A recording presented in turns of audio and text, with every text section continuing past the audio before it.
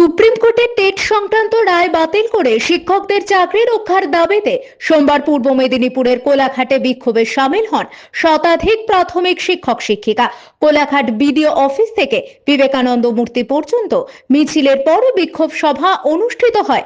আন্দোলনকারীদের দাবি 2025 সালের 1 সেপ্টেম্বরের রায়ে দেশের প্রায় 33 লক্ষ এবং পশ্চিমবঙ্গের প্রায় 90,000 শিক্ষক ক্ষতিগ্রস্ত হতে পারেন। রায় পুনর্বিবেচনার জন্য 69টি রিভিউ পিটিশন দায়ের হলেও গত 29 মে সুপ্রিম কোর্ট আগের রায় বহাল রাখে। আন্দোলনকারীরা 16 জুন কলকাতায় বিক্ষোভ কর্মসূচির ডাক দিয়েছেন।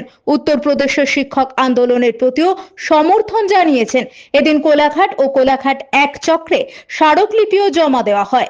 আজ আমরা শুনলেন এতক্ষণ কোলাঘাট ব্লকের সমস্ত শিক্ষক শিক্ষিকারা আমরা একত্রিত হয়েছি। আমাদের শুধু একটাই আবেদন যে এই টেট পরীক্ষা আবার দিয়ে আমাদের যে চাকরির নিশ্চয়তা সেটা রক্ষা করা বোধহয় যাবে না, সেই আতঙ্কে সবাই ভুগছে। এই মুহূর্তে আমরা ক্লাসে গিয়ে যে পড়াবো সেই যে মানসিক স্থিরতা সেটাও আমাদের বর্তমানে চলে গেছে।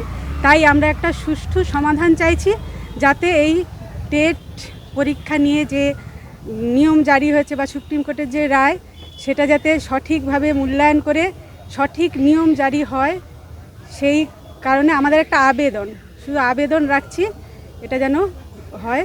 আজকে কোলাঘাট ব্লকের দুটি চক্রের সমস্ত প্রাথমিক শিক্ষক শিক্ষিকাগণ আমরা কোলাঘাট এই বিডিও অফিস থেকে বিদ্যাসাগরের মূর্তি পর্যন্ত একটি মিছিল সংগঠিত করলাম।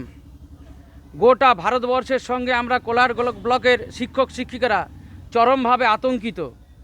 গত 29 মে সুপ্রিম কোর্ট বলেছে যে আগামী 2028 সালের 31 আগস্টের মধ্যে টেট পাস না করলে আমাদের চাকরি থাকবে না। এই আতঙ্কে আমরা ভুগছি। তাই আজকে কেন্দ্র এবং রাজ্য সরকার যৌথভাবে পদক্ষেপ গ্রহণ করে এই শিক্ষকদের চাকরিচ্যুত করবার যে ব্যবস্থা তাকে আটকাতে পারে, তার জন্য আমরা মিছিল করেছি।